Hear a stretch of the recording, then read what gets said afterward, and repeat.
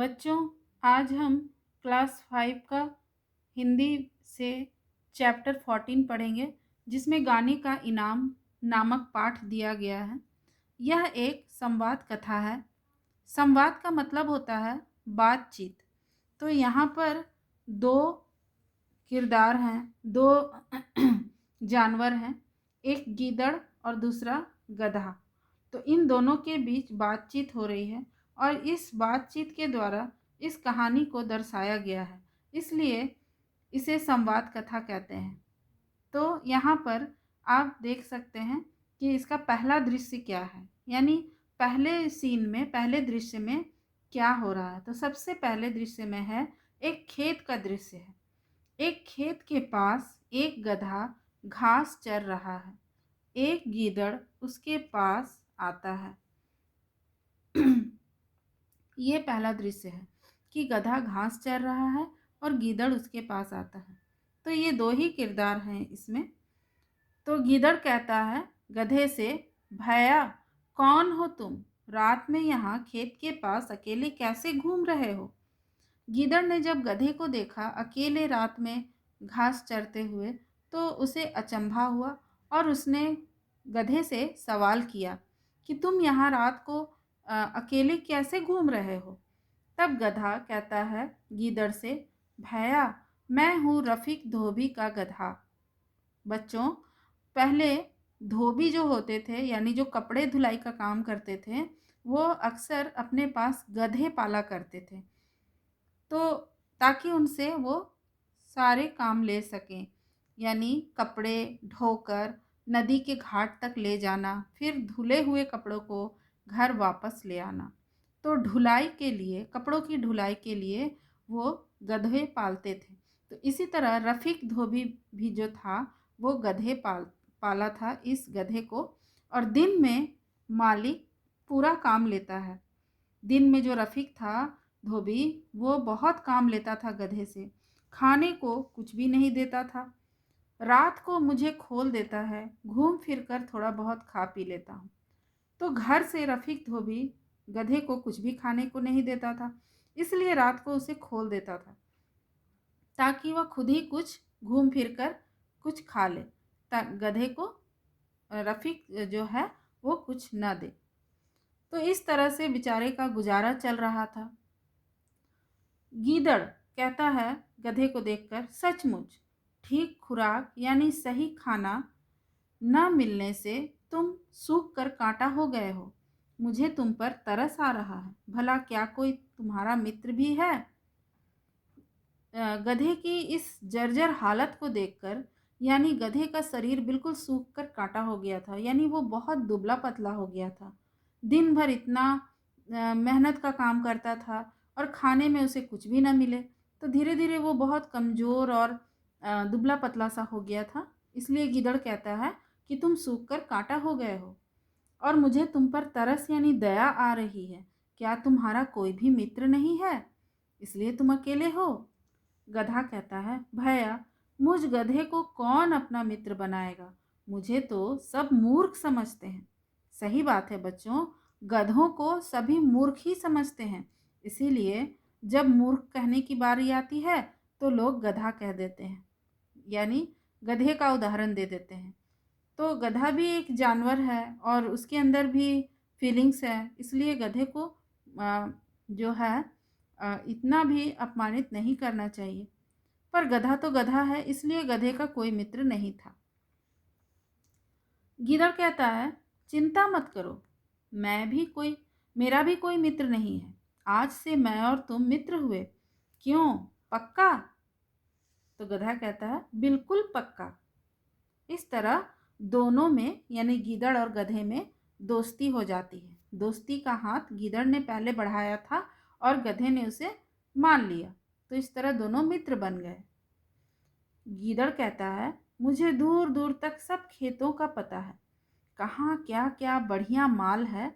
यानी गीदड़ उसे बताता है। अब तो वो उसका मित्र बन गया, तो उसके खाने पीने की अब गीदड़ को चिंता होने लगी कि तुम बहुत पतले हो गए हो, तो मुझे यहाँ खेतों की पूरी जानकारी है कि किस खेत में बढ़िया फसल लगी है, बढ़िया चीज़ मिलेगी खाने को। रोज़ रात में मुझे यहीं मिल जाया करो, यानी रात को तो तुम फ्री रहते हो, तो तुम रात को यहीं पर रोज आ जाना, फिर हम एक साथ मिलकर खेतों में खाएंगे रात भर।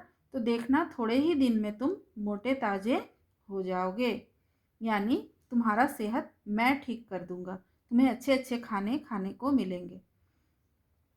गधा कहता है, मोटा ताजा? भैया मुझ गरीब से क्यों मजाक करते हो? क्योंकि गधे को बातों पर विश्वास नहीं हो रहा था कि मुझे तो खाने को कुछ भी नहीं मिलता है, इसलिए मेरी ऐसी हालत है, फिर मैं मोटा ताजा कैसे हो जाऊंगा? क्या मेरी भी हालत कभी ठीक हो सकती है? ऐसा उसे लगा। गीदड़ कहता है, हंसी मजाक की बात नहीं है भाई, अच्छी खुराक मिलने से तुम जल्दी ही मोटे ताजे हो जाओगे। यानी वो गधे को विश्वास दिलाता है कि तुम चिंता मत करो, मैं तुम्हारे साथ हूँ और तुम्हारी सेहत जल्दी ही ठीक हो जाएगी। गधा कहता है, ठीक है, मैं कल रात होते ही तुम्हें यहाँ पर मिलूंगा। और ये सारी बातें होने के बाद दोनों वहाँ से चले जाते हैं। दूसरे दृश्य में, दूसरे सीन में क्या है देखो, रात का पहर है, यानी रात का समय है। सब ओर स्वच्छ चांदनी छिटकी हुई है, यानी चारों तरफ चांदनी रात की रोशनी है। और चांदनी रात की रोशनी में बच्चों सब कुछ साफ साफ दिखता है। गीदड़ एक खेत के पास खड़ा हुआ गधे की राह देख रहा है, यानी एक खेत के पास खड़ा होकर गीदड़ गधे का इंतजार कर रहा था। थोड़ी देर बाद गधा भी वहां पहुंच जाता है, जैसा कि उसने पहले ही कह दिया था। गीदड़ कहता है गधे से, आ गए मित्र, तुम रोज देर कर देते हो। तो वो पहले से ही उसका इंतजार करता था, और गधा जो है, इतना काम का बोझ उसके सर पर था कि उसे देर हो जाती थी। काम निपटा कर जब उसका मालिक उसे खोले तभी वो आ पाता था। मैं तुम्हारी ही राह देख रहा था। इस खेत में बेलें खीरों से लदी हैं, यानी बेलों का मतलब होता है लतें। लत वाले जो सब्जियां होते हैं, जैसे कि कद्दू है, खीरा है, इस तरह से। तो खीरा जो हम लोग सलाद में खाते हैं, तो वहाँ पर खेतों में सिर्फ खीरा, खीरा का खेत था और बहुत सारे खीरे लगे हुए थे। तो जो गीदड़ को और गधे को तो बहुत अच्छा लगता, मन कर रहा था खीरे खाना शुरू कर दूं, पर मैं तुम्हारे इंतजार में ठहरा रहा। यानी बेचारा गीदड़ जो है दिल से गधे को मानता था, इसलिए वो बिना गधे के खीरे नहीं खा रहा था। अपने मन को मार के रखा था, सोचा था एक साथ ही खाएंगे। और बोला, साथ साथ खाने पीने का तो मजा ही अलग है। गधा कहता है गीदड़ से, भैया तुम्हारी मित्रता पर मुझे गर्व है, यानी तुम बहुत अच्छे हो, तुम पर मुझे बहुत घमंड है, तुम मेरा बहुत ध्यान रखते हो। तुम्हारे साथ रहते हुए मुझे 2 महीने बीत गए हैं, जैसे अभी 2 दिन ही हुए। यानी तुम्हारे साथ मेरा बहुत अच्छा समय बीतता है और पता ही नहीं चलता कब समय खत्म हो जाता है। 2 महीने बीत गए पर लगता है 2 दिन ही हुआ है। गीदड़ कहता है, और अपने मोटू हो जाने की बात क्यों नहीं कहते? 2 महीने पहले और अब में तुम्हारे शरीर में धरती आसमान का अंतर आ गया है। यानी सही में गधे का सेहत ठीक हो गया था। वो पहले सूख के काटा हो गया था, पर अभी पूरा मोटा ताजा हो गया है। गधा कहता है, तुम ठीक कहते हो भैया, पहले मैं थोड़ा सा बोझ ढोने में ही हाँफने लगता था। अब मालिक मुझ पर कितना भी बोझ लाद दे, वह मुझे फूल सा हल्का लगता है। यानी गधे का सेहत ठीक हो गया था, उसे अंदर से ताकत महसूस होती थी, इसलिए अब वो आराम से बोझ ढो लेता था। गिदड़ कहता है मुस्कुराते हुए, तो मित्र अब मैं तुम्हें मोटू कह दिया करूं? हंसते हुए वो कहता है मजाक से। गधा कहता है, भैया तुम चाहे जो कहो, तुम्हारी मर्जी है। तुम्हारे मोटू कहने पर मुझे एक बात याद आई। गिदड़ कहता है, वह क्या? गधा कहता है, जानते हो कल ही मोहल्ले का नटखट लड़का छोटू मुझे देखकर क्या कह रहा था? गिदड़ कहता है, वह कह रहा था वो बहुत शैतान था। क्या था कह रहा था वो शैतान?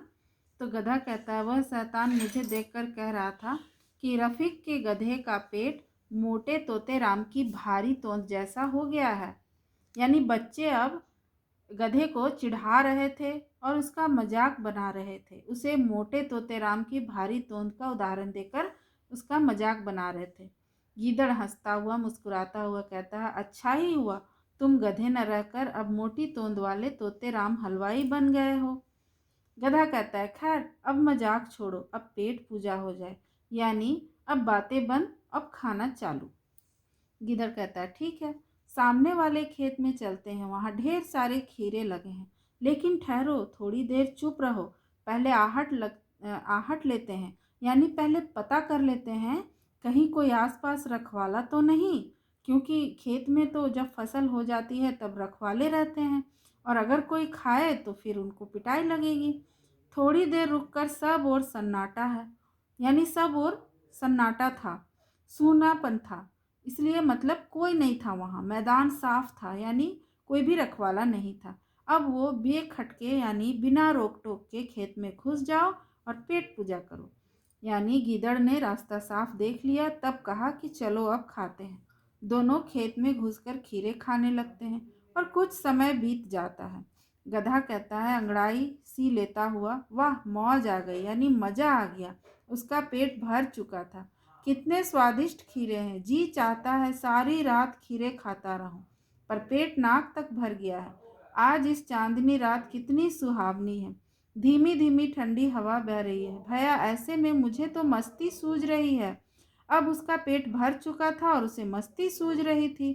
गीदड़ कहता है, धरती पर लोट पोट करके अपने मन की निकाल लो, यानी अपना मस्ती पूरा कर लो। पर गधा जो है वो कहता है कि नहीं, मुझे लोटपोट नहीं करना, मुझे तो गाना गाना है, वातावरण इतना अच्छा है, चांदनी रात है। तो गीदड़ कहता है, क्या पागलपन की बातें करते हो, इतने रात सन्नाटे में अगर तुम जोर जोर से रेंकोगे तो कोई भी रखवाला दौड़ कर आ जाएगा, फिर हमारी पिटाई लगेगी। गीदड़ ने उसे गाना गाने से रोका, इसका मतलब है तुम्हें गाना आता है, बड़े संगीताचार्य हो तुम। पर गधा जो है उसकी बात नहीं मानता है और वो गाना का सारे गामा पाधानी बोलने लगता है। गीदड़ बीच में ही गधे की बात काट कर उसे कहता है कि तुम बाद में गाना, नहीं तो रखवाले आ जाएंगे।